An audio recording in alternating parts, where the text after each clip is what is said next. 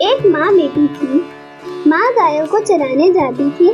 चैत्र का महीना आया, सूरज रोटे का व्रत आया। माँ रविवार का व्रत करती थी। बेटी ने कहा, मैं भी व्रत करूंगी। माँ ने कहा, तू क्या करेगी? बेटी ने जिद किया। तब माँ ने कहा, अच्छा मैं गायों को चरा कर आती हूँ, तुम 2 रोटे बना लो, मैं गाय चरा कर आऊंगी, फिर पूजा करूंगी। बेटी ने ऐसा ही किया। माँ का रोटा तैयार हुआ। इतने में सूरज भगवान एक साधु का वेश धारण करके आए और आवाज लगाई, घर की देवी दीक्षान देही। तब बेटी बोली, महाराज माँ का रोटा बना है, मेरा रोटा अभी बना नहीं। और आवाज लगाई। बेटी ने मन में विचार किया कि घर में आया हुआ साधु भूखा जाएगा। बेटी ने माँ के रोटे में से थोड़ी कोर खांडी करके साधु को दे दी। माँ गाय चराकर घर आई तब बोली, ला बेटी भूख लगी है, रोटा दे। बेटी ने थाली परोस दी। खांड रोटा देखकर माँ ने पूछा। तब बेटी बोली, यह टुकड़ा तोड़कर साधु को दिया है। इतना सुनते ही माँ क्रोधित होकर बेटी पर बिगड़ी और जिद पकड़कर पागलों के जैसे बोलने लगी। घी रोटो दे, पन सागी रोटो दे, पन पूरे रोटो दे, घी रोटो दे, रोटा माँ की कोड़ दे, मेरा दे और सागी दे। इस प्रकार माँ बारंबार पुकारती सारी नगरी में घूमने लगी। इस बात की रट लगाई। बेटी ने बहुत मनाया कि तुम मेरा ले लो, पर वह मानी नहीं। बेटी सुन कर बेजार होकर वहां से भागी। पीछे पीछे उसकी माँ पागलों की तरह पुकारती चली गई। लड़की भागती भागती वीरान जंगल में पहुंच गई।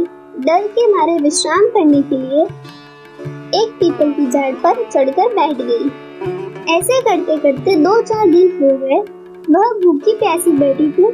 सूरज भगवान को उस पर दया आई। सूरज भगवान ने पानी का लोटा और सूरज का लड्डू एक कटोरी उसको भेज दी। एक दिन गांव के राजा का कवर शिकार खेलने आया।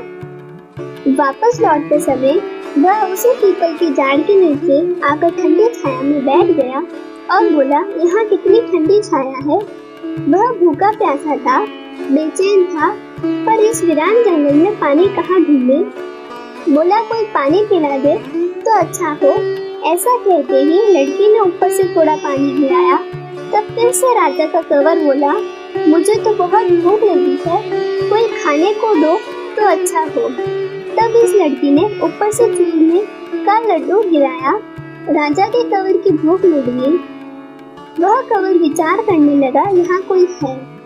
ऐसा विचार करके अपने सिपाहियों से बोला, ऊपर कोई आदमी है, जाकर देखो। सिपाहियों ने झाड़ पर चढ़कर सब तरफ देखा, तब उन्हें कोई दिखा नहीं। वह राजा का कवर स्वयं ऊपर चढ़कर पत्तों पत्तों में देखने लगा। तब यह लड़की बैठी हुई दिखी। राजा का कवर बोला, तुम कौन हो? भूत हो कि पलित हो? देवता हो कि मानव हो? लड़की बोली, मैं मानव हूँ, साहूकार की बेटी हूँ।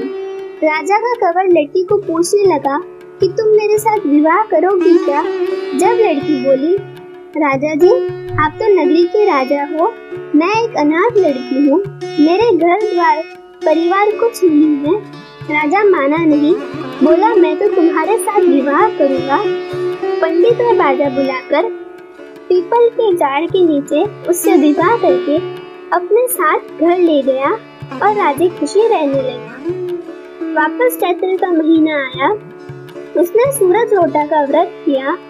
रोटा घी और शक्कर खाने लगी। जेठानियों से देखा नहीं गया। राजा से जाकर शिकायत की। राजा बोले, मैं आंखों देखी मानता हूँ, कानों सुनी नहीं। जेठानियों ने राजा को आड़ से दिखाया। राजा कमरे में आया। राजा को देखकर उसने रोटा घुटने के नीचे छुपा लिया। राजा ने पूछा, घुटने के नीचे क्या है? उसने सूरज भगवान से प्रार्थना की, हे सूरज भगवान, आप मेरी लाज रखना। घुटने के नीचे देखे तो सोने का चक्र था। राजा ने पूछा, ये तुम्हारे पास कहाँ से आया? रानी बोली, ये मेरे दुबले पियर की भेंट है।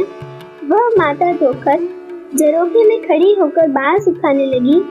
नीचे से माँ निकली। वह घी रोटा सागी कोर कहती घूम रही थी। पहचान कर बोली, ये रोटो दे, पण सागी दे, पण पूरो रोटो दे, ये रोटो दे, रोटा माँ की कोर दे, मेरा दे और सागी दे। बेटे सोची, मैं राजा की रानी हूँ, देश की गिरानी हूँ, लोग क्या कहेंगे। सिपाहियों को हुक्म दिया, उन्होंने टोकरी को लाकर एक कोटे में बंद कर दिया। राजा को मालूम पड़ी रानी ने एक डोकरी को ताला में बंद कराई है। राजा बोली, रानी जी चाबी देवो। उसने 6 कोड़ों की चाबी दी, 7वें कोड़े की चाबी नहीं दी। राजा जी हट करके 7वें कोड़े की चाबी लेकर कोठा खोलकर देखे तो सामने सोने की प्रतिमा थी। जब राजा जी रानी जी को पूछने लगे, यह क्या है, रानी ने उत्तर दिया, वह मेरे दुबले पियर की भेंट है। राजा के मन में आई, ऐसा ससुराल तो मुझे देखने जाना है। राजा जी बोले, मुझे आपका पियर देखना है। रानी बोली, राजा जी मेरा पियर कहाँ है? आप तो मुझे पीपल के झाड़ के नीचे से रिवा करके लाए थे।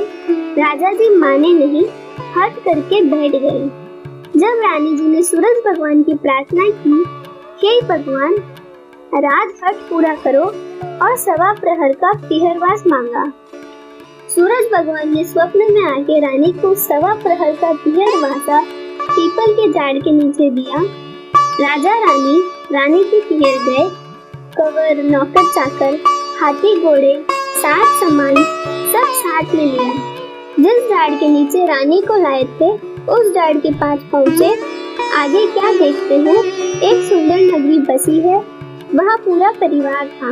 कोई कहता मासी आई, कोई कहता बहन आई, कोई कहता बुआ आई, कोई कहता भौजाई आई, कोई कहता जीजा जी आए, कोई कहता फूफा जी आए, भौजैया कहती बाई जी आए। नगरी का नाम सूरज नगरी था। वहाँ गड़िया गढ़ रहे थे, जड़िया गढ़ रहे थे, दर्जी सी रहे थे, सब अपने अपने काम में व्यस्त थे। राजा इसे ससुराल देखकर प्रसन्न हुआ और परिवार देखकर बहुत आनंदित हुआ। राजा रानी वहाँ जी में खूब पावनाचार हुआ, आदरमान हुआ। 1.25 प्रहर होने लगा। रानी जी राजा जी को बोले, अब हम लोग वापस घर चले। राजा जी ने कहा, इतना अच्छा ससुराल इतनी जल्दी कैसे छोड़े? ऐसे ससुराल में तो महीने भर भी रहे तो भी नहीं भरे, छोड़कर कैसे चले? रानी जी सोचे राजा जी चलेंगे नहीं। रानी कंवर की चुटिया भरकर रुलाने लगी, कंवर रोने लगा। राजा को बोली, यहाँ कोई देवता का दोष हो गया, वापस पलटन ही ठीक है। राजा रानी सीख लेकर निकले। राजा जल्दी से एक घोड़े का ताजना और अपने पांवों की धोतियां यहाँ भूल गए। थोड़ी दूर आगे गए, पीछे याद आया, जब वे बोले, रथ वापस फिरावो, मेरा ताजना और जूतियां रह गई है। रानी बोली, इतना तो धन दिया है, इतने से के लिए क्यों वापस फिर गई? राजा जी सुने नहीं, वापस फिरे। आगे गए तो झाड़ के नीचे जूतियां पड़ी थी और ताजना झाड़ पर लटकता था। पतले पड़ी थी, कोई परिवार नहीं था और कोई नगरी नहीं दिखी। जब राजा जी पूछे, यह क्या रानी जी? जब रानी जी ने उत्तर दिया, महाराज मैं सूरज रोटा का व्रत करती हूँ, सो सूरज भगवान ने मेरी लाज रखी है। अभी तो आपने जो देखा वो सिर्फ उन्हीं की कृपा से मिला है, और आप मुझे झाड़ के नीचे से लाए, सो वही मेरा पीहर हुआ। आपके हट के कारण मैंने सूरज भगवान से 1.25 प्रहर का पीहर मांगा था। सूरज भगवान ने मुझे 1.25 प्रहर का पीहरवास दिया था, इसलिए आपकी दोनों चीजें वहाँ मिली। मेरी माँ का रोटा खांडा हुआ, इसलिए वह पागल हो गई। वह नगरी में आई थी, तब मैंने उसको कोटे में बंद करवा दी, तब उसके सोने की प्रतिमा हो गई। फिर राजा जी ने नगरी में ढिंडोरा पिटवाया कि चैत्र के रविवार को सूरज रोटा का व्रत करना। पीहरवास के लिए सब लोग सूरज रोटा का व्रत करने लगे। हे सूरज भगवान, उसको पीहरवास दिए वैसे सभी को देना, उस पर कृपा की वैसे सब पर करना।